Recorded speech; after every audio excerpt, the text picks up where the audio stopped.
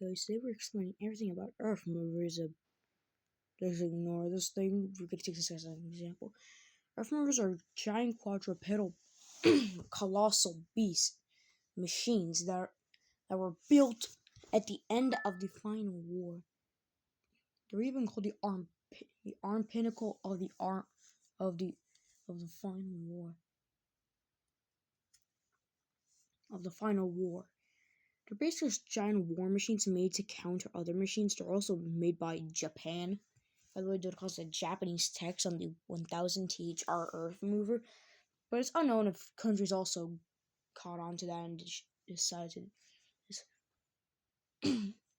But to dive into the Earth Movers, we gotta dive into the final war.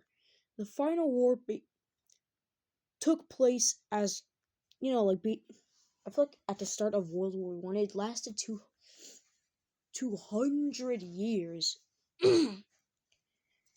And due to cause of people always making these machines, counter machines, war didn't even need humans anymore. It's already a self-sustaining system due to the cause of the machines. It's already a self-sustaining system with these machines. And the Earth Movers were built during to counter. They were built to counter the gutter tanks.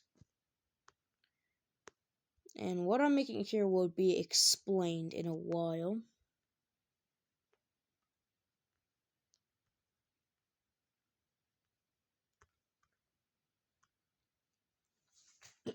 Okay, continuing. Earth movers are pretty colossal. They're basically about... Their height isn't confirmed, but they're about like 650 meters tall. But this isn't confirmed, so don't take it as facts. But Earth movers basically roam the lands during the final war. They basically just roam the lands.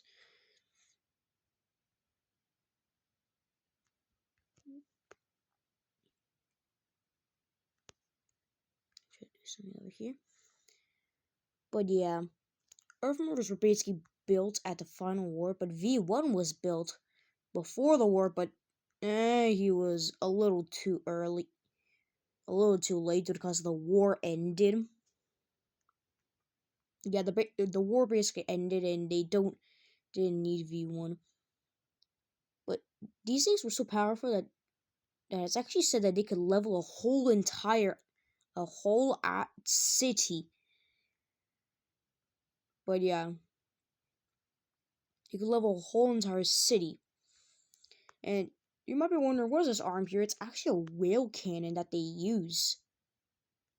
It's a rail cannon that they use to shoot down enemies, like opposing Earth movers. For example, opposing Earth movers or other machines. There's actually 3 Earth movers that are mentioned. We got Benjamin. I don't quite remember, but I know that the other one kind of almost like, I give him a nickname. It's called Moose. And the other one is 15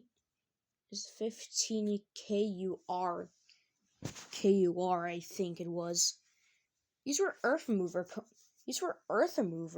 but after the final war ended, it turned into the Long Night because of all the soot ash and all the other stuff blot out the sun. It basically was a giant blanket over the whole entire.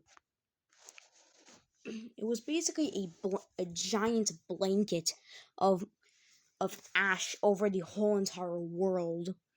And these Earth movers went specifically on blood and sunlight.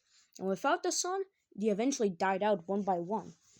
But after the Long Night, this came the new peace. Some Earth mover communities still survived. They managed to to use the tracking system of 15th Cur tracking system to try to track other Earth mover communities, and they managed to track some of them.